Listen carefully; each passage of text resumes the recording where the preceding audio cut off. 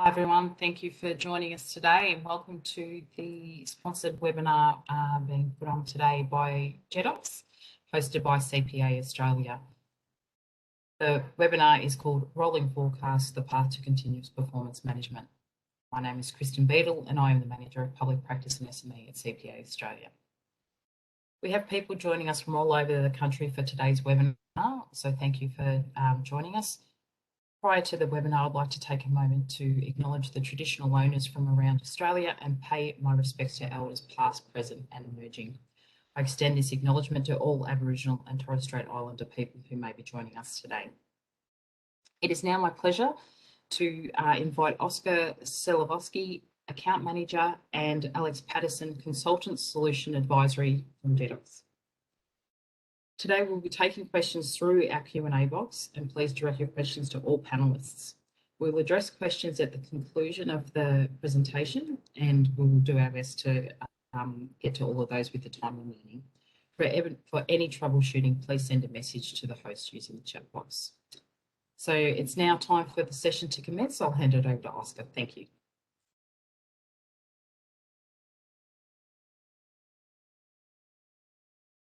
Hi, thanks so much. So Alex will be controlling the slides today. Thank you everyone for your attendance. So maybe if we could just go to the next slide, Alex. So just a quick introduction slide. My name is Oscar Selovsky. I'm the Enterprise Account Manager for ANZ at Jedox, and Alex Patterson is the Senior Consultant at Solution Advisory. So perhaps next slide, Alex. So thank you everyone for your attendance. I think a really good way to start will be to run through the learning outcomes for today and set the scene for what Alex and I have in store for you this afternoon. So what we're going to be talking about is rolling forecasts in the context of continuous performance management, and importantly, how technology assists that process. So Alex and I both represent a technology space with regards to process transformation and continuous improvement.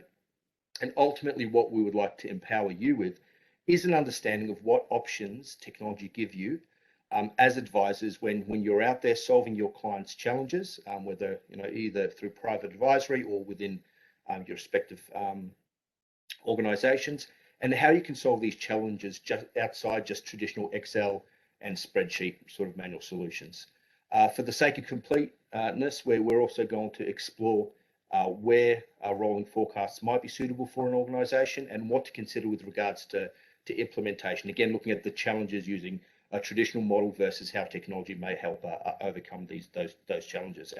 And finally, we'll touch on how moving to rolling forecasts and a data-centric approach taps into the different skill sets required, and how it really helps the FP&A role within an organisation shine and add more value as rolling forecasts need to be set up and executed. And to bring you all of these learning outcomes, my job will be sort of to set the scene, so to speak.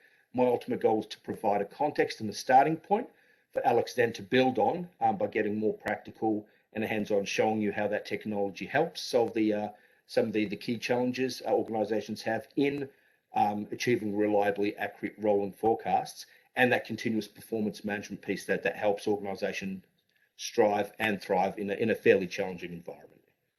Next slide, Alex.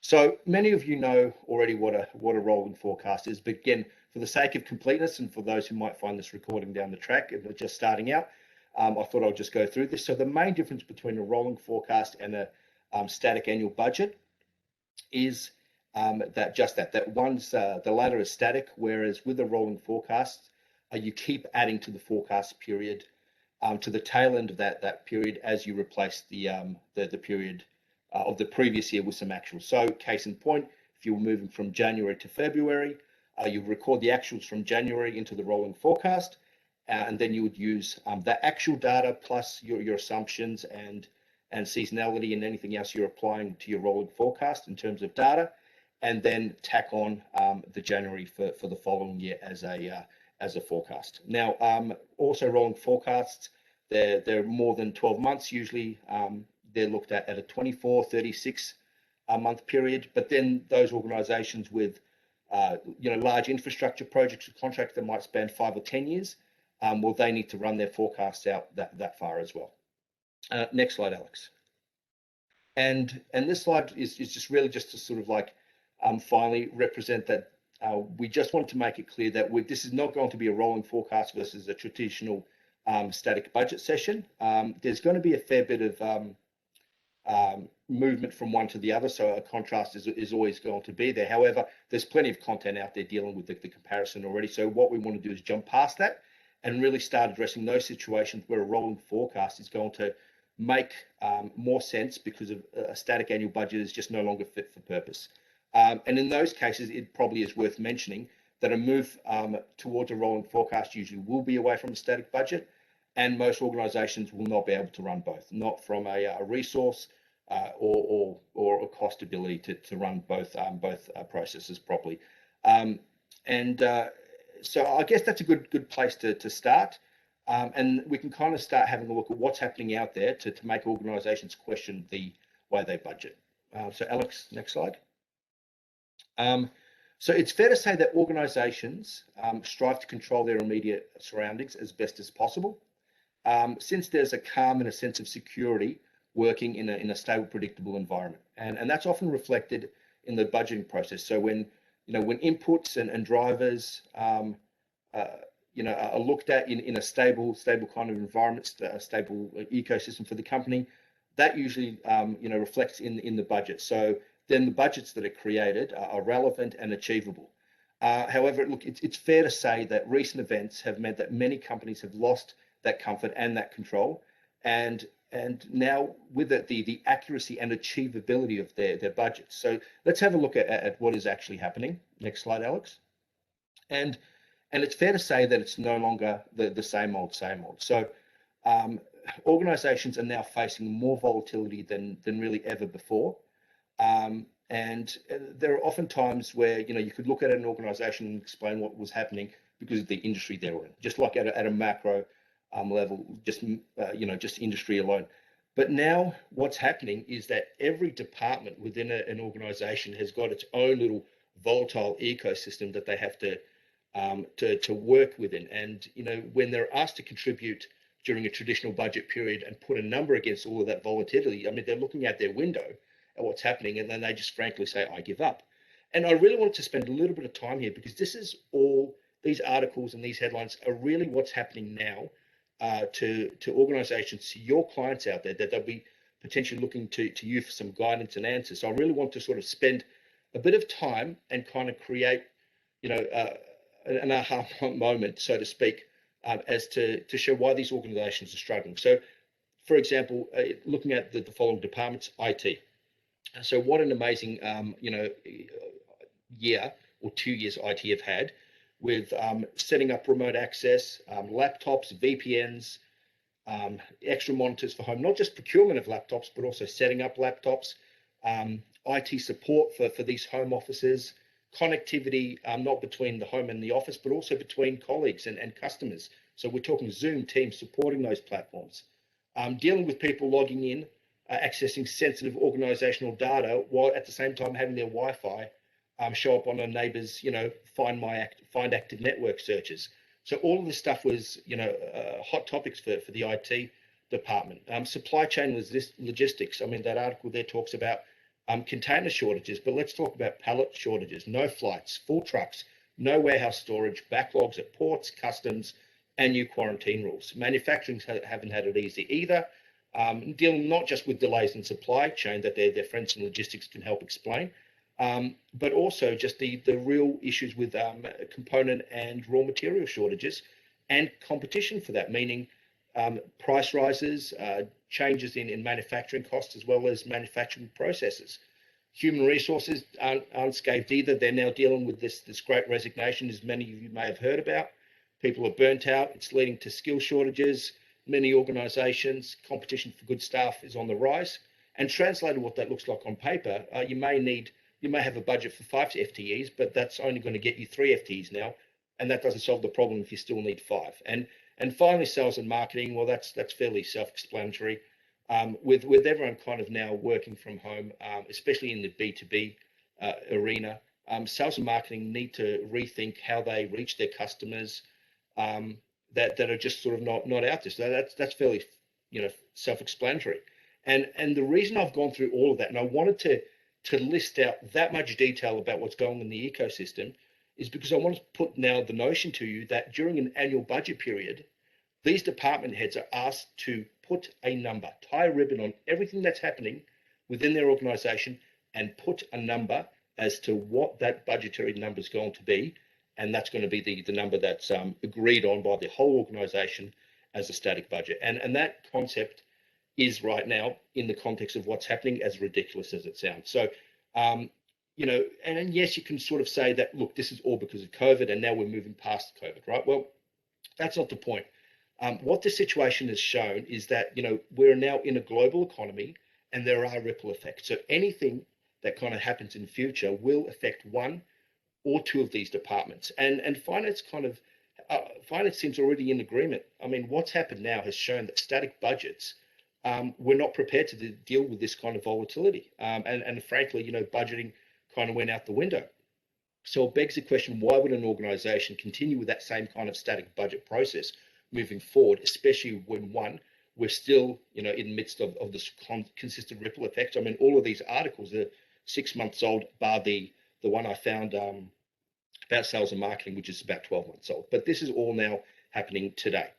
And we all know that static budget, it just can't handle that ripple effect, or is unlikely to handle the next shake-up either. It's just going to be a rinse and repeat of what's happened now. So this is where rolling forecasts are being looked at. And Alex, next slide. And look, this is a bit of a wordy slide, so let me just simplify it and condense it. The pros of rolling forecast and continuous performance management over the static budget is being able to use regular data inputs to help deal with that volatility in a way where management can actually see what's coming up before it happens. So they're able to react and course correct as best as possible based on where they want to be. And look, the cons are a good segue to introducing Alex and how technology fits into all of this, just to enable that easier implementation and better and more dependable results from rolling forecasts. So you can kind of see the cons mostly deal with the effort and the amount of work required to enable an organization to share data in a meaningful way and in a timely way as well. And this is kind of where we start to also introduce the specific FP&A skill set required to make all of this work. I just want to note, I'm looking at this spreadsheet and just want to note one con that isn't listed here, and that's that rolling forecasts are a constant prediction of what the result will be. They still need to be complemented with some kind of a target that facilitates direction, motivation, and measure, which is what the static budget does a lot better. And that's probably a con, but that's not too hard to achieve as well. So the forecast will tell you where you're headed, and as long as that's the right direction or towards a target that's kind of predetermined, well, there's no reason to course correct. Alex, next slide, please. So look, with all those pros, and benefits to how we can forecast through challenging times, shown, how can we make that happen? And this is kind of enter technology. So before I pass you over to Alex, where he can actually show you the pros of rolling forecasts enabled by technology, I just want to do a short kind of on-paper explanation of how technology helps lessen the effort of the cons in implementing a running rolling forecast within the organization. So I wanted to break the role of technology up into 3 sections, and that is the first one is automation. So automating the collection of information, reducing the spreadsheet chaos within an organization. Second is just enabling that collaboration. So eliminating data silos and providing visibility of data for all departments in real time in a single source of truth.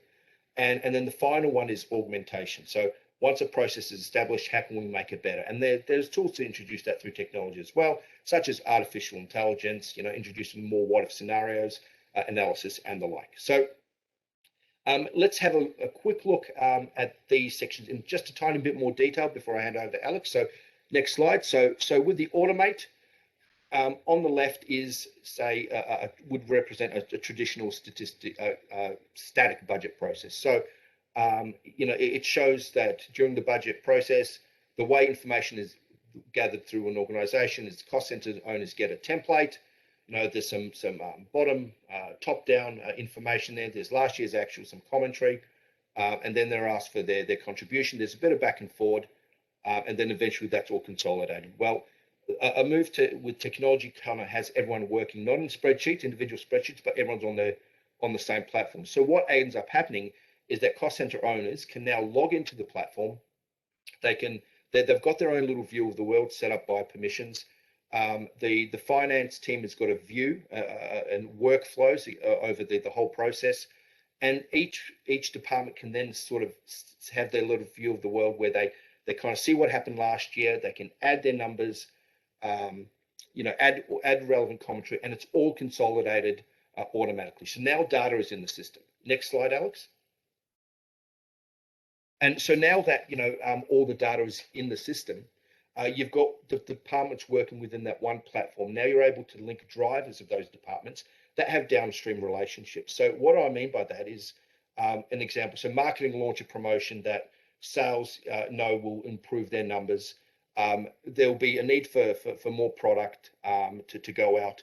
The supply chain will have to distribute that product, and to do so, they might need more warehouse staff or drivers for to cater for that particular promotion. Now, all of these, the flow on effect is real. I mean, this is not made up. This is exactly how organizations work.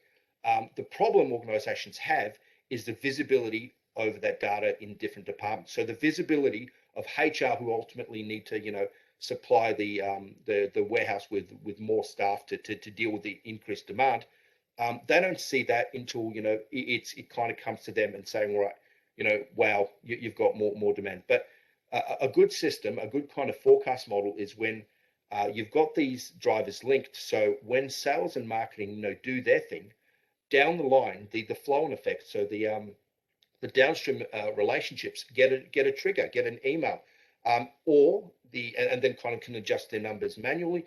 Or if the system is augmented, you can actually apply a weighting or an assumption that an increase in sales and marketing will lead to a percentage increase in the following drivers, and that forecast can automatically update as well, and that's using the IT and predictive learning as well. So there's a lot to sort of consider with how technology can help enable a good rolling forecast and that continuous performance management and improvement for decision making. And now I'll sort of hand over to Alex, who can actually kind of take you through how that would look like in technology. Thanks, Alex. Thanks, Oscar. So before you can think about implementing rolling forecast with technology or not, you do need to consider how best to design one for your particular organization. This is important because no two rolling forecasts look the same.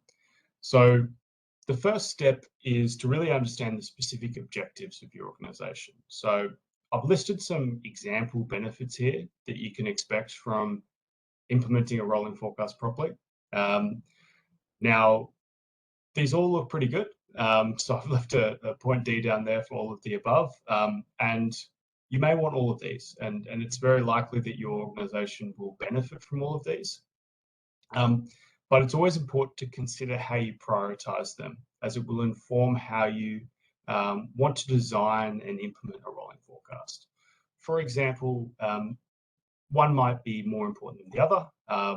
So in the case of an organization that deals with multi-year projects, you may want a longer forecast horizon.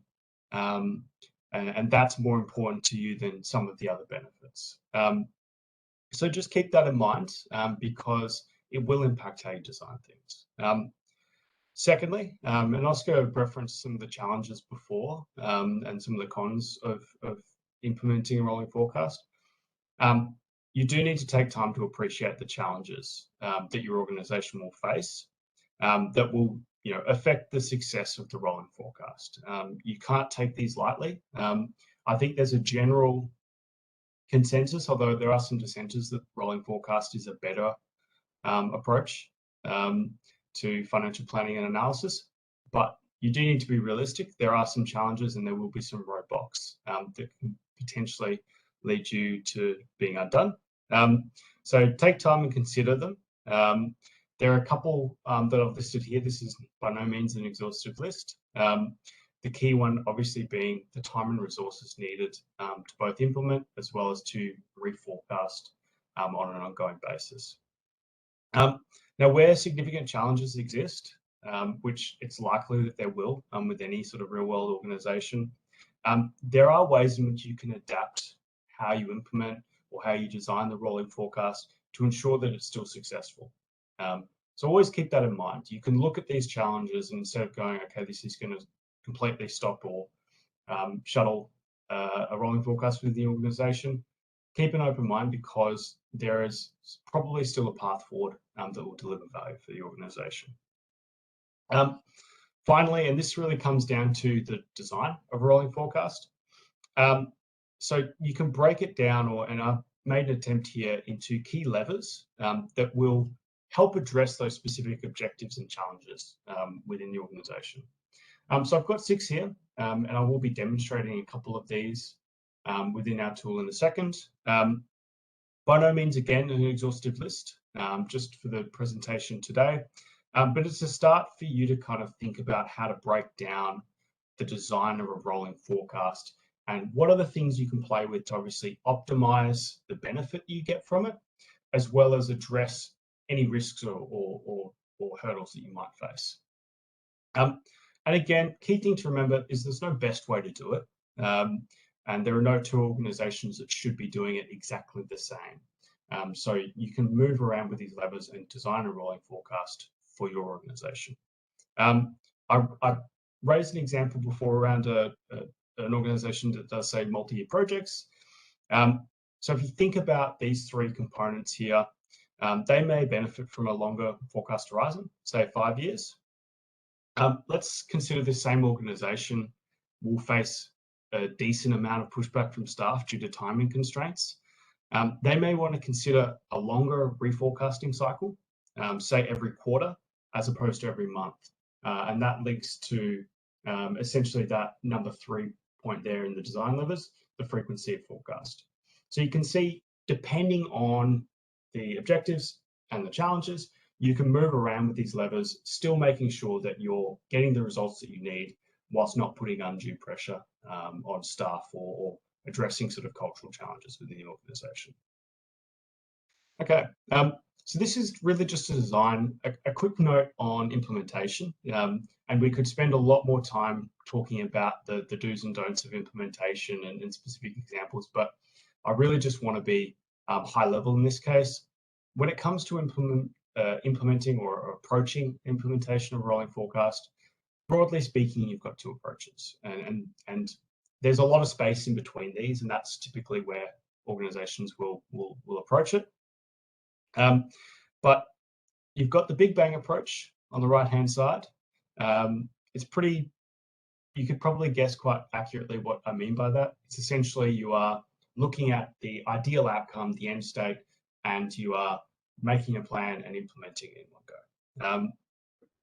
On the left hand side, you've got the iterative approach, and I'm not going to make any secret of the fact that that's generally my recommendation for organizations, although I do see some instances where a big bang approach would be preferable. But generally speaking, with the iterative approach, whilst there's a slower overall implementation, so you're doing bite-sized chunks, we're focusing on smaller deliverables, test, learn, and then make an adjustment and plan out the next steps. Whilst there's a slower overall implementation because you're not doing it in one go under, say, one project, there are a couple of benefits or a couple of really key benefits. Number 1 is a much quicker time to value. So you're not waiting for an entire implementation or rolling forecast before you're actually getting value from it. You can start with smaller components, and we can explain how you can break that down in a second. And you will immediately start seeing value from it. And the organization will start seeing value from it and start getting interested in progressing it. But the second key benefit, and this is probably the more important one, is it's lower risk. So that previous slide around the design of the rolling forecast, you can be very logical and even very data driven about how you design that. But the reality is it'll be proved once you're actually in the organization doing the work. And with the iterative approach, because it's test and learn, because you can focus on, say, I'm going to start with, if you've just got an annual budgeting process, I'm going to start with a half-year forecast. And then I'm going to move to a quarterly forecast. You're going to be learning each of those times, and you're going to have the room to make adjustments and potentially learn from any mistakes that you made in the design phase. And generally speaking, I think the iterative approach is good if you're a mid to low resource organization. So you can foresee time and resources being a challenge, or if you've got quite an ambitious rolling forecast. And the two of those can go together, because low resource organizations can still have quite ambitious deliverables that they're after. So yeah, generally speaking, recommend the iterative approach, but it's not to say that you can't take things off in bigger chunks as well if you feel that you have the capacity to do so. Okay, lastly, and this is looping back to Oscar's point around technology and digital transformation and how it can affect the rolling forecast. So utilizing technology, in our view and in our experience, can significantly change the balance of the pros and cons that Oscar referenced earlier. So essentially improving the outcomes that you can get from the rolling forecast whilst reducing or overcoming the challenges and the risks. So if you're sitting there today and you've given it all a thought and you've gone, there are a lot of benefits from this, but we just can't do it for these reasons, technology can actually change that balance. And I'll reference how it can in a second. These are some 4 key areas in which we've seen that it can, generally speaking, address this. The first is really around, it has nothing to do with the rolling forecast, so to speak, but it's all around competing tasks. So one of the challenges is, if you've got an annual budgeting process, and we talk to organizations like this all the time, it can take them months to actually complete it. And if you're wanting to do, say, monthly rolling forecasting after that, it doesn't, the 2 and 2 can't work together. You can't be working on a budgeting process for months and then midway through that have to start forecasting again as well. So there's a lot of competing tasks, and that's just one example. You've got ad hoc analysis requests from within finance or executive or within the business. You've got all of your statutory reporting requirements, and all of these things take a lot of time. And the reality is, in some businesses, they just don't have time to spare. Technology can address a lot of that. And that's a key thing to keep in mind. Secondly, there's actually a time and resources dedicated specifically for the rolling forecast. So the effort it takes to, one, implement it and roll it out to the organization, but then 2, from a business as usual perspective, how you can speed up that reforecast cycle. Now, the third key point here is just around enabling greater detail and accuracy in forecasts. And there's a bit of a balance at play here with time and resources. A lot of the organizations will look at that, and let's say they want to do a monthly reforecast. That means that they only have so much time to spend on it each month. And if they're looking at that with their current processes and current access to data and things like that, it may just be too high level. They don't have enough time to do a decent forecast. It's not going to provide enough value for the organization. So technology can change that balance with, for example, the introduction of things like driver-based planning or AI, predictive planning, will essentially allow you to, in a shorter amount of time and with less sort of manual input, generate much more accurate and much more detailed forecasts. And this kind of links on to the 4th point. Because it's more accurate and more detailed, it'll be more useful for the broader organization as well.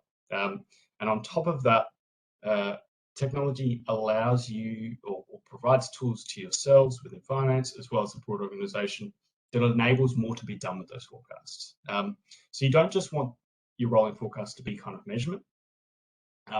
It needs to be a management tool where people can use that, they can get their hands on it, and they can actively utilize it for insights and decision making. And that's something that technology will allow you to do in a much more scalable and a much quicker fashion. So with that, I wanted to show a couple of these benefits in action. So I'll very quickly switch over and share my screen. So give me 2 seconds while I do that. Share that should be popping up any second now. Okay, so we've just jumped into Jedox, and I'm going to be showing you a couple areas in which technology and digital transformation can address the rolling forecast challenges, as well as a couple of different ways in which the design of the rolling forecast can actually be improved through technology. So I'm going to start with that first point, which, if you recall, was really around easing the pressure of competing tasks and freeing up more time so you can actually focus on, adding value, improving the rolling forecast, and getting more benefits from it. So for that, I'm going to focus on the budgeting process, for which many organizations, it just takes too long and it's too complicated. But it also extends to reporting, to analysis, to a range of other tasks within finance. So I'll start with budgeting, and I'm going to go into a tool and look at a simple budgeting process. And just to give you an idea of how kind of seamless it can be within technology. So I've just jumped into a cost center quarterly budget. This is our status monitor. It's really simple to think about it as it's a planning process on a page. So if you're moving from say a manual process, you don't really get something like this. It's all in people's heads.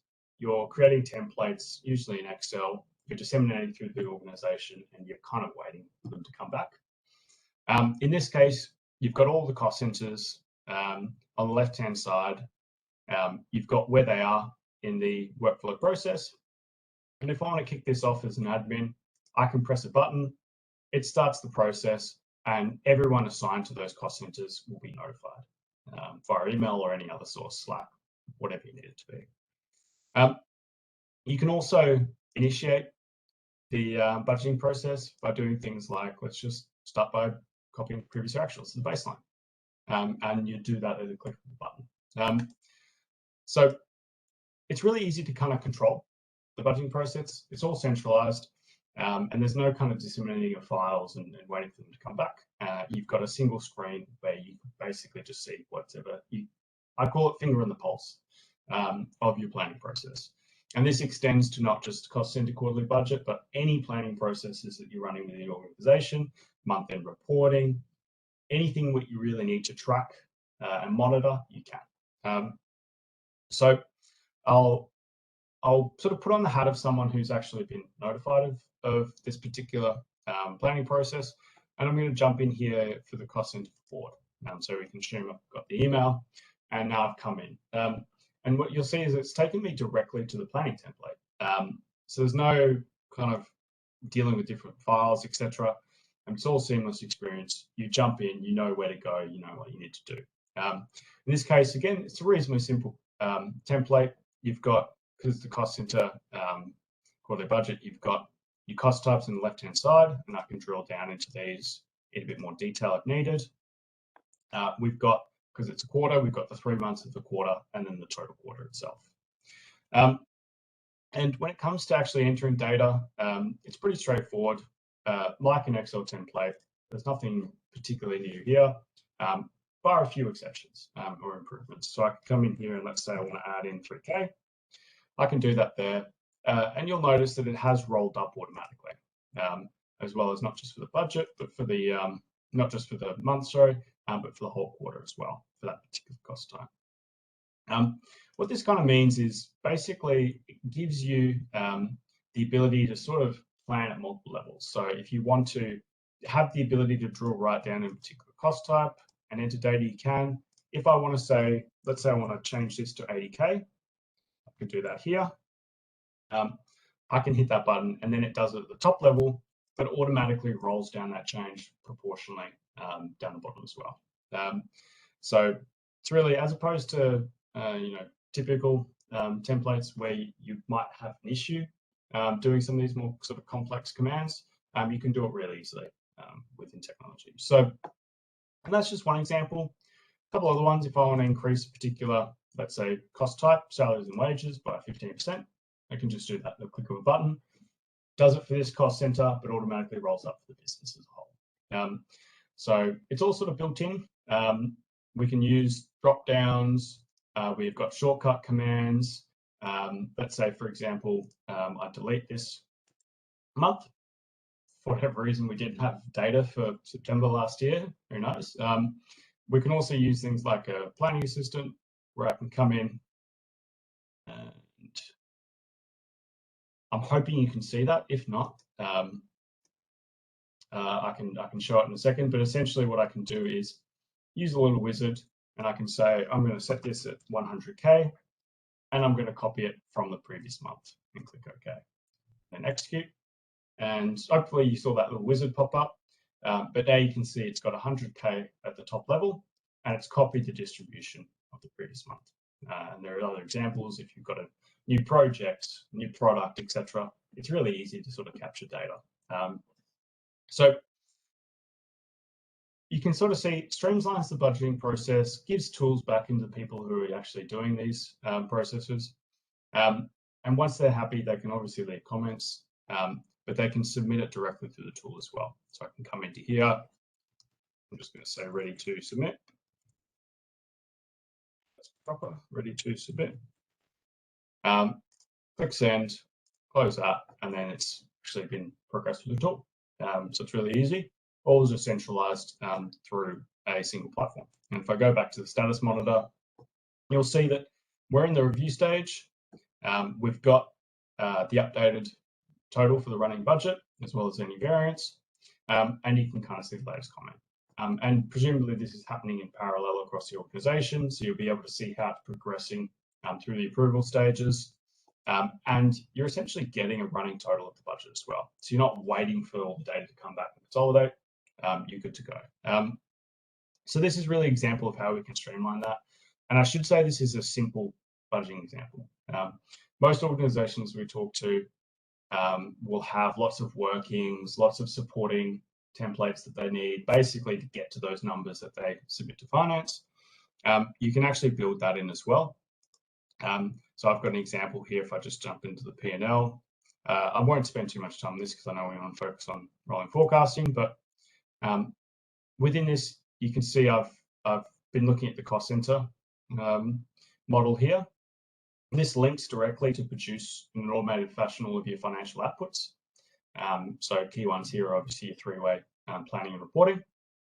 But the cost center can be broken down into further models, such as HR, where instead of just entering out what the numbers month to month are for salaries and wages, you can actually take inputs from payroll, from HR, and plan in terms of headcount, FTE, pay ranges, awards, etc., and have that push into your budget forecast.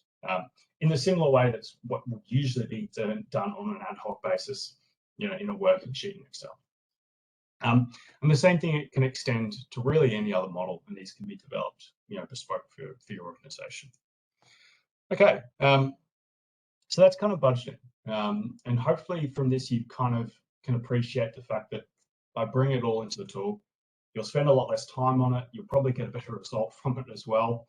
But then you'll have more time to devote to implementing and managing your rolling forecast and all of the additional benefits you get from that.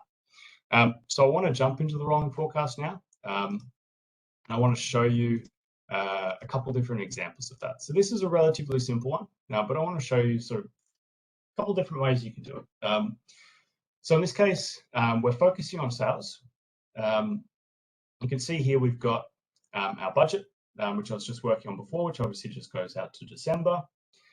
We've got our rolling forecast, which in this case has been configured for an 18 months rolling period. You can see there, but obviously that can change for your business. Sometimes you might just want a 12-month rolling forecast. In some cases, we work with some businesses that they go up to 5 to 10 years. So it's really up to you. Now, in terms of actually generating this rolling forecast, it's always difficult to figure out how you want to do this, because depending on how far out you're going in the future, it can be a lot of work to essentially do this in a detailed and accurate manner. Say a good example would be, maybe I just want to go out here and I want to start by copying our budget for the month after the budget kicks off. So I can do that, but that only covers the first 12 months. In this case, you've got another 6 months that you need to forecast for, and in some cases, maybe it's 24 months. So how are you going to develop those numbers in a more detailed fashion? You could just do top down. You could just copy from the previous year, etc., and things like that. But is that really going to be accurate enough for the organization? So I want to show you a couple different approaches that we do. So you can do top down, which I mentioned before, but I generally wouldn't advise it because you can't get into the level of detail that is required, at least within this model and most other real world ones. So the ability to, say, drill down to an individual project or customer or product, and this will obviously depend on the industry that you work in. A couple of different approaches. The first I want to refer to is what we kind of call spread. So if I jump into here, spread drivers, it's the ability to say, take top-down inputs that cross a couple of different areas of the business and essentially have the system automatically calculate the detail for you. So in this case, we've got a couple of different metrics that we're interested in. The first is seasonality, which in this case has also been adjusted for the rolling periods. Basically, what the system can do is look at all your historical data and every time it's updated, automatically calculate what the seasonality is moving forward. And that can obviously be used to split out any top-down results you have into individual months or days or weeks or whatever sort of granularity you want to plan at. Secondly, just down the bottom, in a similar vein, we've got product mix. So to be detailed enough, you want to actually break down those targets or forecasts into individual products, because that can be used to inform some teams outside of finance as well, supply chain, for example, production. So you can break that down as well into individual product groupings, right down to the SKU level if you need. And these are just example dimensions, we call it. It might be different for your business if you don't work with sort of products. But lastly, when it comes to actually the inputs themselves, you can really just rely on top-down drivers. In this case, it's just sort of regional targets or forecasts. So you can come in here and I can go in and say, we've got one for Australia, which is 1.05 million at this point. And you can see how that's broken down into individual states. Maybe you want to come in here and adjust this. I want to make this a flat million. So I'll come in, hash 1 million, click enter. And that will then adjust that top-down target as well as all the individual states as well. And you can see that reflected there. Now, if I go back, that's all being calculated in the back end. So all I need to do is to come in here and say forecast using spread. It'll copy that across to our rolling forecast. You can see that $1 million figure there. You can see it's broken down into each of the regional forecasts. But then it automatically calculates what that means for individual months, what that means for individual products, individual product months, etc. And you get all of that detail. And most other businesses will have more dimensions that they're interested in forecasting. So it might be channels, it might be any other way really in which you're interested in that detail, but it's difficult to do it in a rolling forecast because it just takes too much time. You can set up processes and methods that will do a lot of the heavy lifting for you. So that's spread. That's one example. And so I'll go in and I'll just delete this. And I'm going to show another example for you, which is using AI and predictive. So I'll jump in and I'm going to open up our predictive forecasting report. And I'll just highlight these just for effect more than anything. So in this case, within our tool, we've got an AI module, and it has a number of different wizards that basically you can look at historical data, you can look at drivers, etc., and then create a prediction moving forward. So in this case, we've got a 3-year prediction and any months that have been actualized. So it obviously keeps learning and improving over time. And then it uses that to create a prediction and the lower and upper bounds for as far into the future as you'd like, really. Now, it does this by running it through a number of different algorithms, which you can kind of see down here. This is a best fit model, which essentially has training data, which in this case would probably just be 2020, and selects the one with the highest level of accuracy and uses that as a basis of prediction. But these are all industry standard algorithms. Some organizations know that for this product they use ARIMA. For this part of the business they use exponential smoothing, so you can't just go to select as well. There's also driver-based predictions, which I'll just run through in a bit more, in a sort of high level. Basically, you don't just have to look at historical data. You can look at drivers as well. Any driver historical data you have, any driver forecast you have.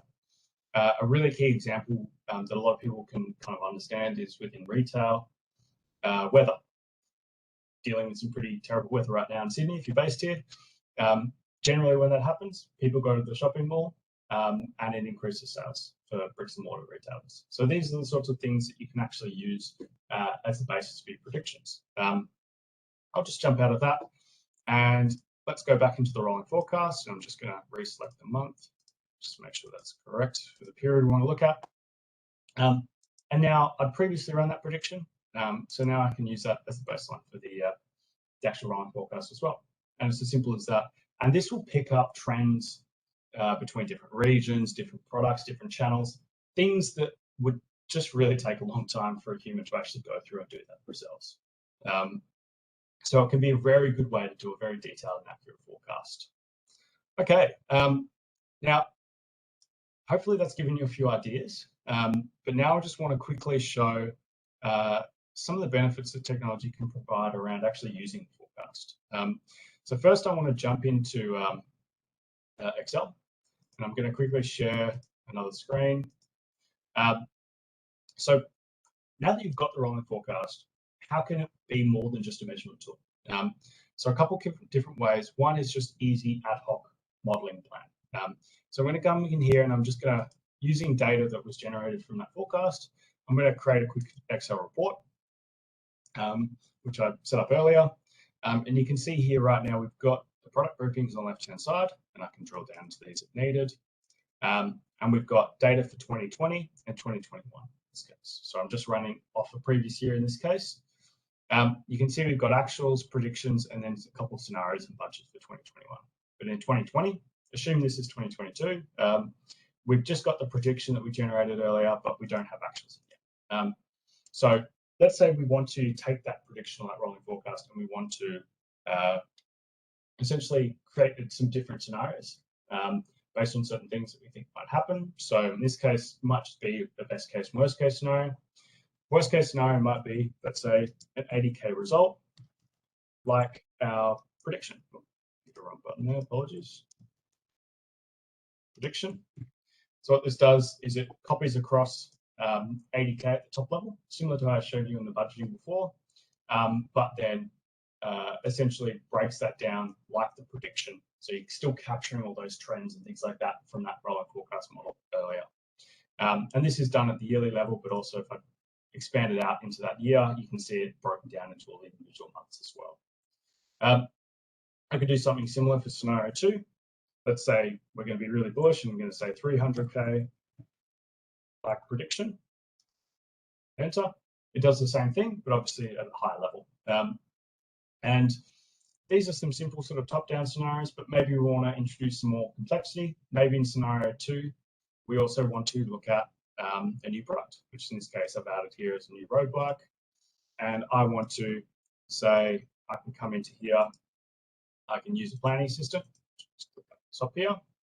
Hopefully you can see that again. If not, I'm just going to have to talk you through it. So I can come in here and I'm going to choose the like function. And I'm going to say I want to set this at 2K in terms of sales. And I want to copy from a similar product, which in this case would be that much just there. So cross 550 red. Click OK and execute. And that copies the top line sales result from the previous product, but captures all the detail around where it's being sold, who it's being sold by, who's being sold to, so on and so forth. And that's done at the annual level, but also in the individual months as well. And let's say I want to keep that, I can come into here, I can actually create a hold, and that's changed my top-down figure. So maybe I want to come in here and readjust that to 300K. So that's readjusted that to 300K, but it's still held that to 2,000. So you've got lots of flexibility with how you kind of do this, but it's all based on that great detail that you had from the rolling forecast. And because it's rolling, at any time you've got essentially a good horizon into the future for how things are heading. Okay, now that's kind of like an ad hoc example. You can also build examples that are specific for, say, executive decision making, maybe some really sort of formal built-in sort of scenario modeling or what-if analysis that you've got. You can develop templates and process for these as well. So this is an example here for strategic planning. Think about this as essentially giving this data to your executive decision makers and allowing them to essentially decide make decisions on projects, forecast the effect of events, etc. So in this case, we've got access to different versions in the tool. This second one here is actually that rolling forecast we're looking at, and I've assigned this to a strategic scenario. And our best case scenario would be, achieving our budget. And on top of that, we can overlay a whole range of strategic initiatives. So, creation, new product, new office, whatever it might be, which are obviously detailed out in terms of what their effect will be on revenue or HR, things like that. And that gives us essentially, like, click of a button, a real-time look at what the impact will be, in this case on the P&L, which I can play around with, I can add and change, and then you can kind of see, okay, which different scenarios we're working with and what the job be. And because it's all integrated, it's not just the P&L, but you can look at all your other financial statements and any other sort of KPIs and statistics that you're interested in. So if I go into scenario analysis, you can see those 3 scenarios, but now instead of just the P&L, we can evaluate them over the next 12 months or however long you want to look on profit and loss, on cash flow, and so on and so forth. And it's all available for you. And there is no real limitation as to how you want to look at these and how you want to essentially provide that information back to the business using what was essentially based on that rolling forecast. Okay, so with that, that's kind of everything I wanted to show. So that's the demonstration. So I'll jump out and I'll hand back to the CPA team for a bit of Q&A. Thank you, Alex. Wow, it's a lot of information. So while everyone's sort of getting their thoughts together, I'll ask you a question. So at what point can the rolling forecast replace budgeting? Okay. Yeah, so I didn't really cover that. So it's probably, I can have a few kind of loose thoughts on it now. So it will obviously depend on the organization. If you look at governments and certain organizations, there'll always probably be a strong need for a budgeting process. But generally speaking, it's a question of like detail and collaboration. So budgets are typically developed over quite an exhaustive period that breaks down results into detailed workings, whereas forecasts tend to be a bit more high level. Although with technology, you can actually adapt that a fair bit. And the second point is obviously collaboration. So those workings are developed by the whole organization, agreed, you're getting inputs and insights from that, whereas a traditional forecast might be just within finance. So to really supplant the budget, you're going to want to have to essentially recreate that within the rolling forecast, but it needs to be in a sustainable way because you can't just do a budget every month or every quarter. So you really need that collaboration and you need that detail such that when they're looking at that rolling forecast, they can drill down and go, okay, what does that mean for my area of the business? And are those metrics reasonable? Were they made by someone like me, or were they calculated by someone in finance who doesn't work within my area of business? So that's kind of, it's a loose guide to how I think about eventually supplanting the budget. Thank you. And we have had a question from our audience, so thank you. Eleanor, it's does the software allow to consolidate budgets and forecasts for several entities? So yes, I didn't really cover that because I wasn't showing the budgeting too much. But absolutely, if you have multiple entities, basically from a budgeting process, it automatically consolidates. So at any point in time through the budgeting process, you kind of get a view for the whole group. And that could be simple for an organization that has simple rules, operates within the one country, etc., through to incredibly large, complex organizations with multiple currencies, multiple different ownership structures. You can have sort of like, we've got this financial consolidation model where you essentially build in the rules that manages eliminations, intercompany transfers, and so on and so forth, and does that kind of largely automated, such that at any point in time you can kind of just run the process and see the budget for the total group. You're not having to wait until the end of the process to get that idea. Right, thank you. And does Jedox integrate with any ERP systems? Yes, pretty much every customer we work with, we connect to their ERP. We've got an inbuilt integration tool to facilitate that. As a product, we wouldn't be very good if we didn't connect to the ERP. And that's one of the time savings we can give you back, is basically we'll connect to your finance system, and in an automated fashion, we'll bring all the financials in, metadata as well, like your chart of accounts, and then just automatically produce a lot of those reports that typically you're actually spending time on manipulating if you don't have a tool like Jedox. And it's not just ERPs. So it's also other systems. So if you're wanting to do sort of more detailed HR planning, we will typically connect to a payroll, for example. So with that integration layer, essentially you can, generally speaking, connect to any system you have or data warehouse. Okay, so I think that also answers Colwyn's question as well, about what software does Jedox integrate with. So I think you've said that there. Thank you.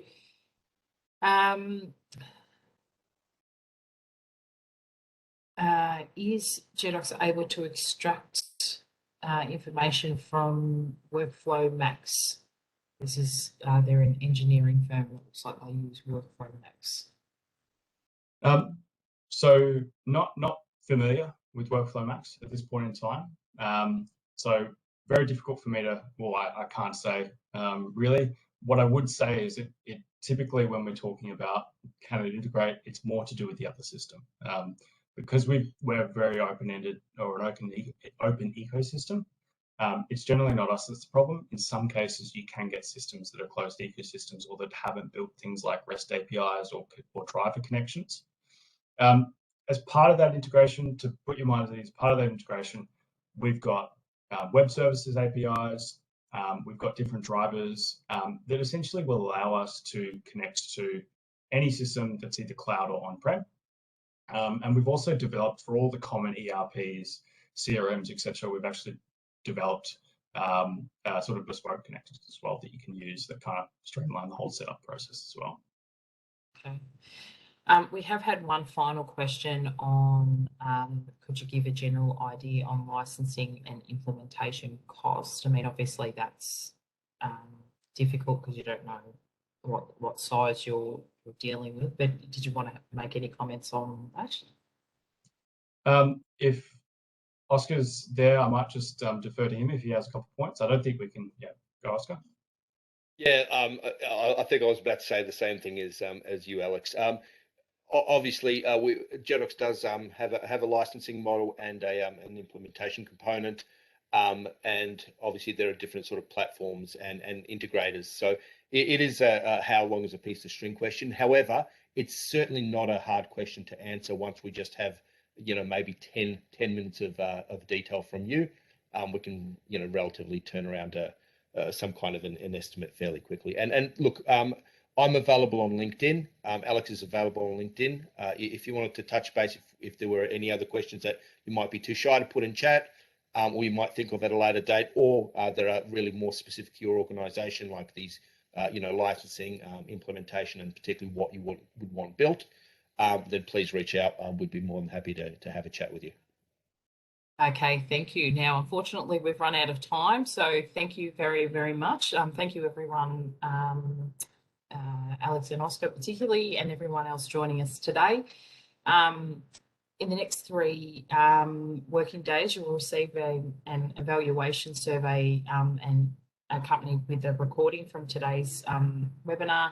We'd really appreciate your feedback as it's extremely valuable for us at CPA Australia to understand that we're delivering events that are fit for purpose. So thank you very much, everyone.